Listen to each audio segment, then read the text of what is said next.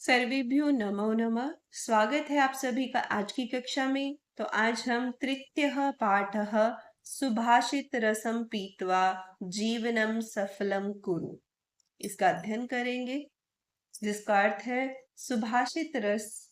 सुभाषित रूपी रस को पीकर जीवन में सफलता प्राप्त करो या जीवन को सफल करो। ठीक है, तो आइए देखते हैं क्या है इस पाठ में। पितामही एकाम नूतनाम कथाम कथयतु। पितामही अर्थात दादी एक नई कथा कहिए। दादी कहती है, वत्से बेटी त्वं प्रतिदिनं तु कथां शृणोषि। तुम प्रतिदिन तो कथा सुनती हो।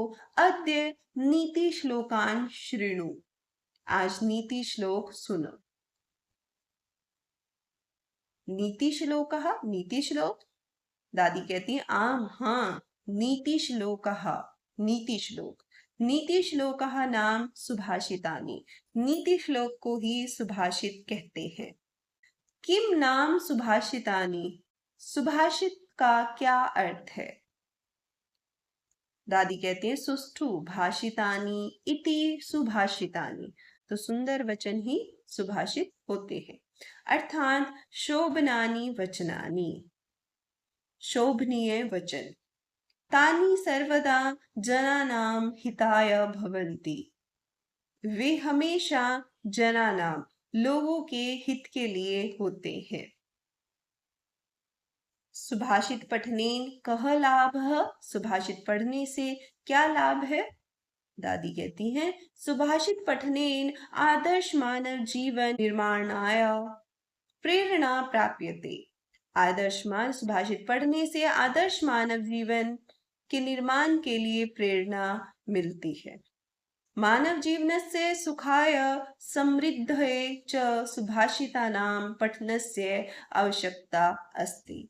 मानव जीवन के सुख और समृद्धि के लिए सुभाषितों को पढ़ने की आवश्यकता है। यह सुभाषितानि पठित्वा कार्यक्षेत्रे तस्य ज्ञानस्य प्रयोगं करोति सः बहून् लाभान् प्राप्नोति। जो सुभाषितों को पढ़कर कार्यक्षेत्र में उस ज्ञान का प्रयोग करता है, वह बहुत से लाभ प्राप्त करता है। अहो सुंदरम, वाह सुंदर। यदि एवं तर्हि अहम नूनं सुभाषितानि पठिष्यामि। यदि ऐसा है तो मैं अवश्य सुभाषितों को पढ़ूंगी। दादी कहती हैं, सुभाषितानि स्वकर्तव्यस्य अकर्तव्यस्य च विषये स्पष्टतया मार्गदर्शनम कुर्वन्ति।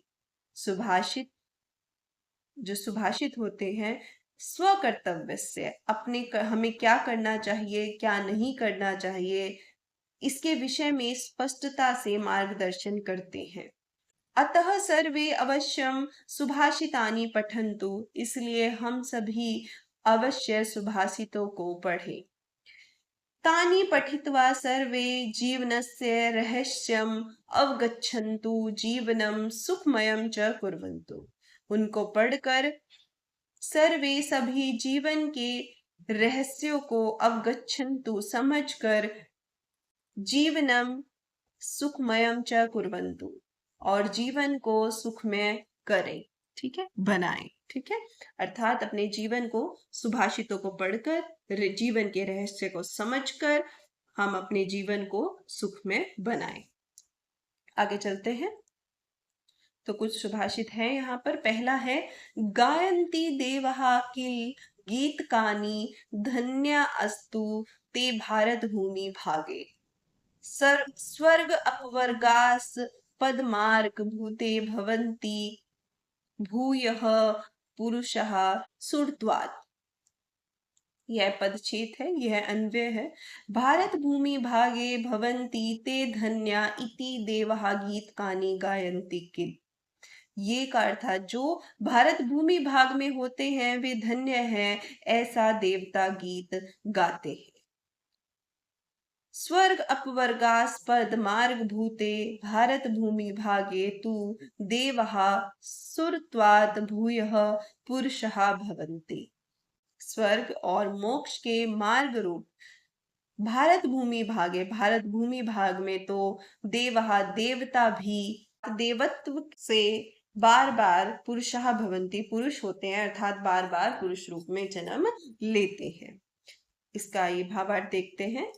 ये मानवः अस्यां भारत भूमौ जन्म प्राप्नुवन्ति ते धन्यः इति भारत भूमेः गुणगानम देवः कुर्वन्ति। जो मानव इस भारत भूमि में जन्म प्राप्त करते हैं वे धन्य हैं, ऐसा भारत भूमि का गुणगान देवता करते हैं। अतः वयं सर्वे भारतीयः भाग्यशालिनः स्मः। इसलिए हम सभी भारतीय भाग्यशाली हैं। धर्म अर्थ काम मोक्ष आदि प्राप्तये मार्गभूते अस्मिन् भूखण्डे देवः अपि देवत्वं विहाय मनुष्यरूपेण जन्मग्रहणार्थम् अभिलषन्ति। धर्म अर्थ काम मोक्ष आदि की प्राप्ति के लिए मार्ग बनने वाली इस भूखंड में देवता भी देवत्व को छोड़कर मनुष्य रूप में जन्म ग्रहण करने की इच्छा रखते हैं या इच्छा करते हैं। ठीक है, तो ये भारत भूमि में हमें जन्म मिला है मनुष्य रूप में, तो हमें स्वयं को धन्य समझना चाहिए और इस भारत भूमि की रक्षा करनी चाहिए, सम्मान करना चाहिए।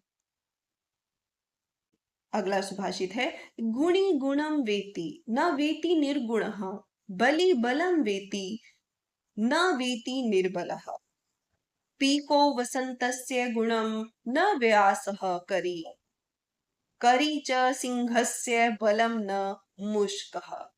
यह पदच्छेद है। अन्वय क्या कहता है? गुणी गुणम वेति, गुणी गुणवान व्यक्ति गुणम वेति गुणों को समझता है। निर्गुणः न वेति निर्गुण गुणों को नहीं समझता अर्थात नहीं जानता। बली बलम वेति बलवान बल को समझता है अर्थात जानता है। निर्बलः बलम न वेति निर्बल बल को नहीं जानता। पिकः वसंतस्य गुणम वेति कोयल वसंत का गुण जानती है। व्यासः वसंतस्य गुणम न वेति व्यास वसंत का गुण नहीं जानता। करीच और हाथी सिंहस्य बलम वेति शेर का बल जानता है। मुस्कः सिंहस्य बलम न वेति चूहा शेर का बल नहीं जानता अर्थात नहीं समझता।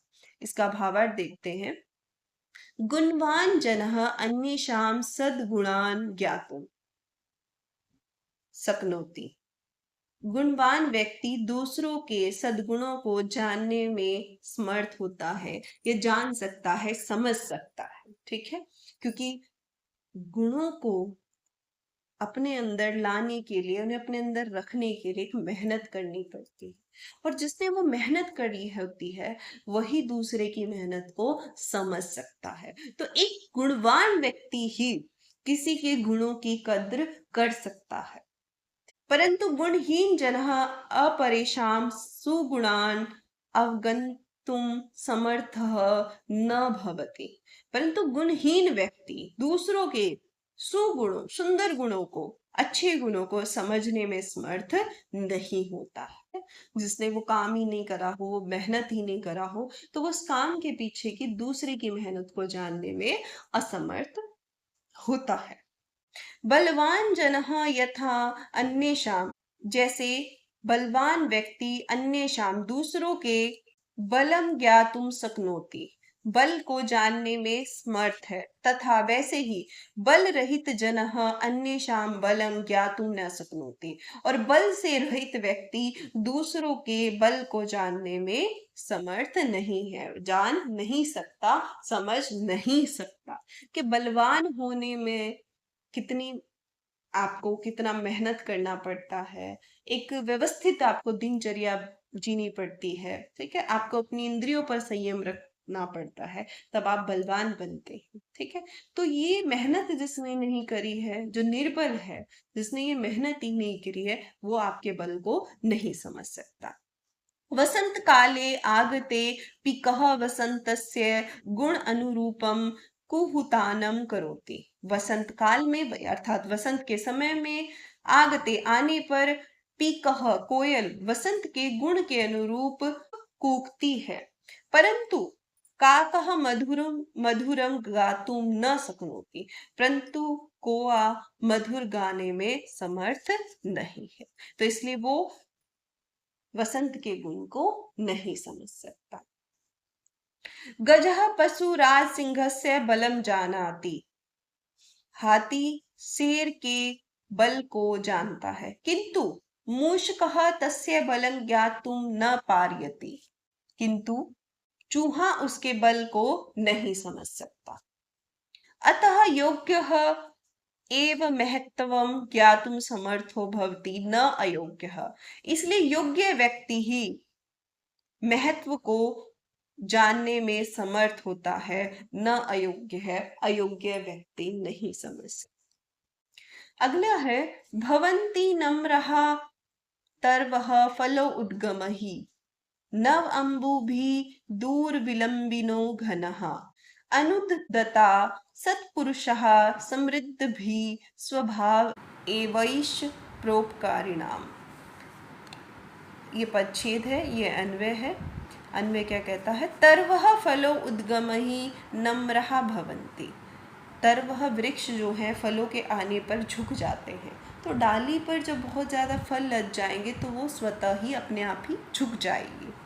घनः नव अम्बुभि दूर विलंबिनी भवन्ति। बादल जो है नई नए जल की बूंदों से भरे हुए हैं, दूर विलंबे और दूर तक लटक रहे हैं, अर्थात पृथ्वी की तरफ झुक रहे हैं और बरसात कर सत्पुरुषः समृद्धि भी अनुदिता भवन्ति।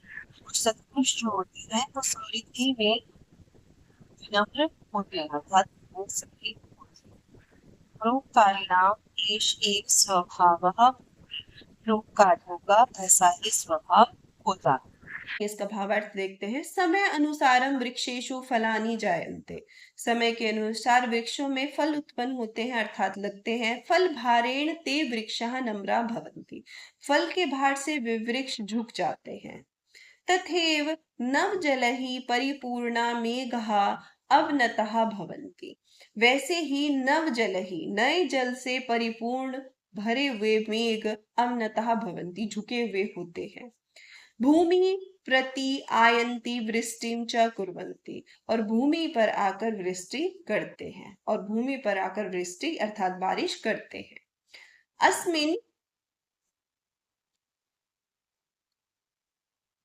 अस्मिन् संसारे बहवः परोपकारिणः जनाः सन्ति, इस संसार में बहुत परोपकारी जन हैं। स्वसमृद्धि काले ते औद्धत्यम न प्रकटयन्ति, वे अपनी समृद्धि के काल में घमंड प्रकट नहीं करते हैं, उनमें घमंड नहीं आता है। ते सहृदयः विनम्रः च सन्तः, वे सहृदय और विनम्र होते हैं। सदैव परोपकाराय यतनशीला भवन्ति, और हमेशा पर उपकार के लिए, दूसरों के उपकार के लिए प्रयत्नशील होते हैं। ते परोपकारम वर्त रूपेण धारयन्ति, वे परोपकार को वर्त के रूप में धारण करते हैं।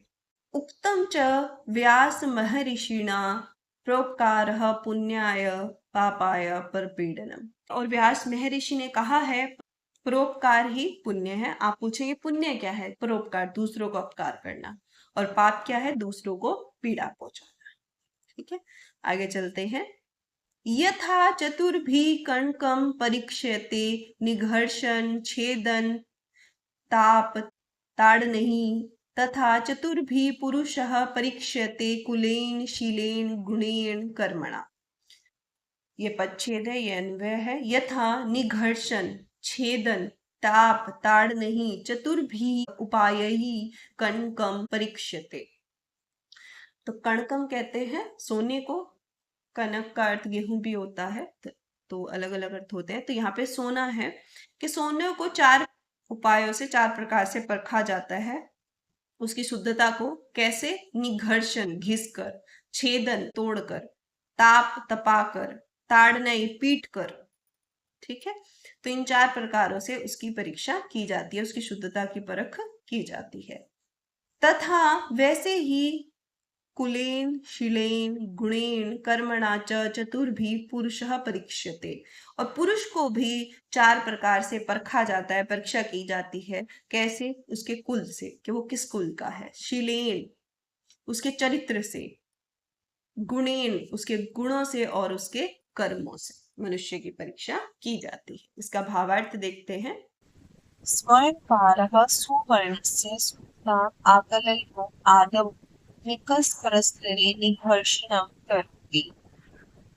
स्वर्णकार सुनार सोने की शुद्धता को जानने के लिए पहले निकष पत्थर पर घिसता है, यदि घर्षण करता है, धातु से घिसता।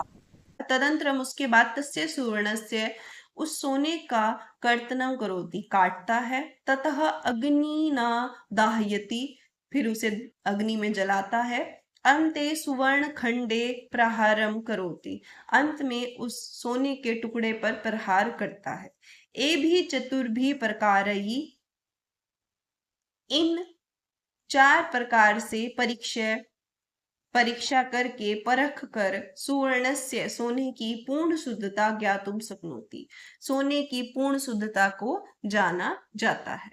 तथे वैसे ही पुरुषः अपि चतुर्भि उपायैः परीक्षणीयः, वैसे ही पुरुष को भी 4 उपायों से परखा जाता है। 4 प्रकार के मापदंडों से पुरुष की परीक्षा की जाती है, परखा जाता है उसे। यथा जैसे कस्मिन् परिवारे अयम जनः जन्म अलभत, किस परिवार में इस व्यक्ति का जन्म हुआ है। तस्य स्वभाव कीदृशः अस्ति, उसका स्वभाव कैसा है। सः कीदृशै गुणैः युक्तः अस्ति, वह कैसे गुणों से युक्त है। पुनः सः केन कर्मणा सर्वत्र समादृतः भवति, इन कर्मों के द्वारा सर्वत्र सपोर प्रसिद्ध होता है। येषु निक्षेषु परीक्ष्य एव तस्य व्यक्तित्वं ज्ञातुं शक्यते, इन मानदंडों पर परीक्षा करके ही उसके व्यक्तित्व को ज्ञातुं शक्यते जाना जा सकता है। 4 मानदंडों से सोने को परखा जाता है और 4 ही मानदंडों से मनुष्य को परखा जाता है। ठीक है, आगे चलते हैं।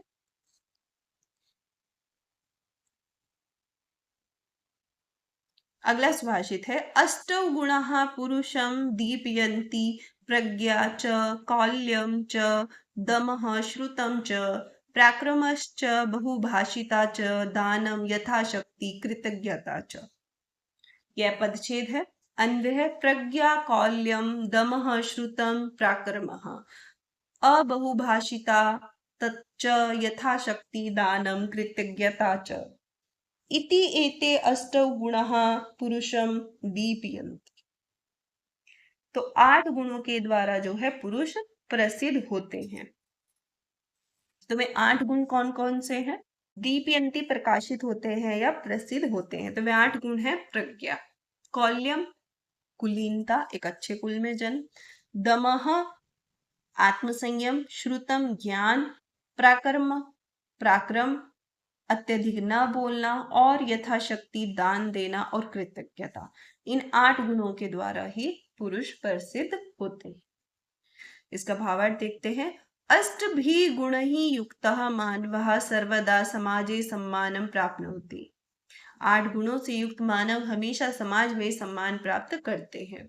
विशेष ज्ञानम, विशेष ज्ञान, कुलीनता, अच्छे कुल में, संयम, आत्मसंयम होना चाहिए, वेद आदि नाम शास्त्राणाम ज्ञानम, वेद आदि शास्त्रों का ज्ञान हो, प्राकर्मः प्राकर्मी हो, अल्प भाषिता कम बोलने वाला हो, सामर्थ्य अनुसारम दानशीलता, और सामर्थ्य के अनुसार दान की प्रवृत्ति हो, दान करता हो, कृतज्ञता च और कृतज्ञ हो। ठीक है, कृतज्ञ कहते हैं किसी ने आपके लिए जो भी किया आप उसके प्रति उनके प्रति कृतज्ञ है, आभार व्यक्त करें। एते अष्टौ गुणा सन्ति, ये 8 गुण हैं। मानव उत्तम गुणान आश्रित्य सम्मानितः भवति, मानव उत्तम गुणों का आश्रय लेकर सम्मानित होता है। अतः उत्तम, इसलिए कहा है गुणवान पूज्यते नरः, नरों में गुणवान व्यक्ति ही पूजनीय होता है। ठीक है, अवगुणों की पूजा नहीं होती है। आगे चलते हैं। न सा सभा यत्र न सन्ति वृद्धाः, वृद्धा न ते ये न वदन्ति धर्मम्, धर्मः स नो यत्र न सत्यम अस्ति, सत्यम न तत्छलम अभ्युपेति। यह पदच्छेद है, यह अन्वय है। सा सभा न अस्ति, वह सभा नहीं है। यत्र वृद्धा न सन्ति, जहां वृद्ध ना हो। तो जिस सभा में वृद्ध ना हो तो वो सभा नहीं है। ते वृद्धा न सन्ति, देखिए उम्र से कोई बूढ़ा नहीं हो रहा, अपने ज्ञान से। अगर ते वृद्धा न सन्ति, वे वृद्ध नहीं है। ये धर्मम न वदंती, जो धर्म के बारे में नहीं बोलते हैं। जो सभा में वृद्ध है, अगर वो धर्म के बारे में नहीं बोलते तो वृद्ध नहीं है। सह धर्म न उ अस्ति यत्र सत्यम न अस्ति, और वह धर्म नहीं है जिसमें सत्य ना हो। तत् सत्यम न अस्ति यत् छलम अभ्युपेति, वह सत्य नहीं है जो छल से युक्त हो। आगे इसका भावार्थ देखते हैं। अस्मिन् संसारे विविधा सभा भवन्ति, इस संसार में विविध भिन्न भिन्न प्रकार की सभा होती हैं। सभासु जन समागमः भवति, सभाओं में जन समागम होता है। बहुभाषणम प्रचलति, बहुत सारी बातें होती हैं। तेन साफल्यम न भवति, वे सफल नहीं होती। वस्तुतः सा एव सभा सफला भवति, वस्तुतः वही सभा सफल होती है। यत्र वयो वृद्धः ज्ञान वृद्धः च जनः भवेयुः, जहाँ वयोवृद्ध वृद्ध लोग और ज्ञान वृद्ध जो ज्ञान से बड़े हैं। ठीक है, उम्र से बूढ़े नहीं, ज्ञान से, जिनके पास ज्ञान हो, जहां ऐसे लोग होते हैं वही सभा जो है सफल होती है। पुनरपि ते ज्ञान वृद्धः धर्म विषय वदेयुः, पुनरपि फिर भी वे ज्ञान वृद्धा धर्म विषय वदेयुः, और वे ज्ञान वृद्ध धर्म के विषय में बोले। धर्म संबद्धाया चर्चाया सत्यम एव वक्तव्यम, यत् सत्यम तत् तथ्ययुक्तम भवेत्, न तु छल अनायुक्तम इति। धर्म संबंधी चर्चा में सत्य ही बोलना चाहिए। यत्, क्योंकि सत्यम तथ्य युक्तम भवेत्, सत्य जो होता है वह तथ्य से युक्त होता है। न तु छल अनायुक्तम इति, छल से युक्त नहीं होता है। आगे चलते हैं। अगला सुभाषित है। दुर्जनेन समम सख्यम प्रीतिम चापि न कार्येत, उष्णो दहति च अंगारः शीतम कृष्णायते करम। अन्वय देखते हैं। दुर्जनेन समम सख्यम प्रीतिम च अपि न कार्येत, दुर्जन के साथ मित्रता और प्रेम भी नहीं करना चाहिए। क्यों? उष्णः अंगारः दहति शीतः च करम कृष्णायते, उष्ण गर्म कोयला दहती जलाता है, किसे? हाथ को, और ठंडा होने पर कृष्णायते काला कर देता है।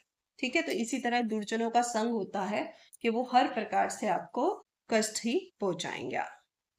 भावार्थ देखते हैं। दुर्जनेन सह मैत्री न करनिया, दुर्जन के साथ मित्रता नहीं करनी चाहिए। यह तो क्योंकि ही दुर्जनः विश्वास योग्य न भवति, दुर्जन विश्वास के योग्य नहीं होते। दुर्जनेन सह बंधुता प्रीति ही न करनिया, दुर्जन के साथ भाईचारा और प्रेम नहीं करना चाहिए।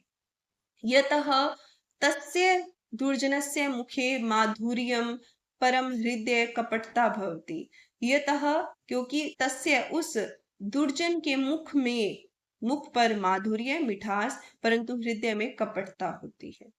अंगारः उष्णः भवति, कोयला गर्म होता है। चेत तापेन करम ज्वालयति, तो वो अपने ताप से हाथ को जला देता है। अंगारा जो होता है ताप से हाथ को जला देता है। पुनः यदि सह अंगारः शीतलः अस्ति, फिर भी यदि वह अंगार कोयला जो है ठंडा होता है, तदापि हस्तम मलिनम करोति, फिर भी हाथ को क्या कर देता है? गंदा कर देता है।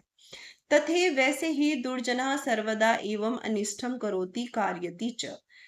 वैसे ही दुर्जन हमेशा ही अनिष्ट करते और कराते हैं। अतः विद्या अलंकरोति अपि दुर्जनः परिहर्तव्यः। अतः इसलिए विद्या विद्या से अलंकरोति अपि, विद्या से के विद्वान अलंकृत सुशोभित दुर्जन भी परिहर्तव्य, दुर्जन भी छोड़ने योग्य ही है। ठीक है, तो हमें चाहे विद्या से सुशोभित हो ऐसे दुर्जन का भी हमें संग नहीं करना चाहिए। आगे है यथा ह एकेन चक्रेण न रथस्य गतिर्भवेत् एवं पुरुषकारेण विना देवं न सिद्ध्यति। यह परिच्छेद है अन्वय। यथा ही एकेन चक्रेण रथस्य गति न भवे, जैसे एक चक्र से एक पहिए से रथ नहीं चलता, उसकी गति नहीं होती है। एवं ऐसे ही पुरुष कारेण बिना देवम न सिद्ध्यति, तो पुरुषार्थ के बिना भाग्य भी फलता नहीं है। भावार्थ है रथस्य गति ही चक्र द्वेन द्वेन एव सम्यक भवति। रथ की गति दो पहियों से ही अच्छी होती है, यानी कि दो पहियों से ही रथ चलता है। एकेन चक्रेण रथस्य गमनम न संभवेत, एक पहिए से रथ का चलना संभव नहीं है। रथस्य गति स्थगिता स्यात्, रथ की गति स्थगित हो जाती है। पुरुषार्थेन बिना फलम न सिद्ध्यति, पुरुषार्थ के बिना अर्थात कर्म करे बिना फल भी नहीं, फलम बिना फलम न सिद्ध्यति के बिना फल की प्राप्ति नहीं होती। भाग्ये स्थिते अपि उद्योगेन एव फलम लभ्यते, भाग्य में स्थित होने पर भी उद्योगेन कर्म करने से ही, व्यवसाय करने से ही फल की प्राप्ति होती है। अत्र अनुभूयते यत् प्रयत्नः भाग्यम च मानव रथस्य द्वे चक्रे स्तः। यहाँ अनुभव होता है कि प्रयत्न और भाग्य मानव रथ के दो पहिए हैं। तम अभी कहा भी गया है यमेन ही सिद्ध्यन्ति कार्याणि न मनोरथे, उद्यम से ही कार्य सिद्ध होते हैं, न कि मनोरथ से अर्थात सोचने से सफलता नहीं मिलती, काम करने से ही, पुरुषार्थ करने से ही सफलता मिलती। शब्दार्थ देखते हैं। वयम शब्दार्थान जानतः श्रृंखलितम अनुशासित गायन्ति गाते हैं कि निश्चय से धन्यः प्रशंसनीय वर्गः मोक्ष भूयः बार बार सूत्वात् देवत से रीति जानता है, निर्गुणः गुण रहित बलि बलशाली,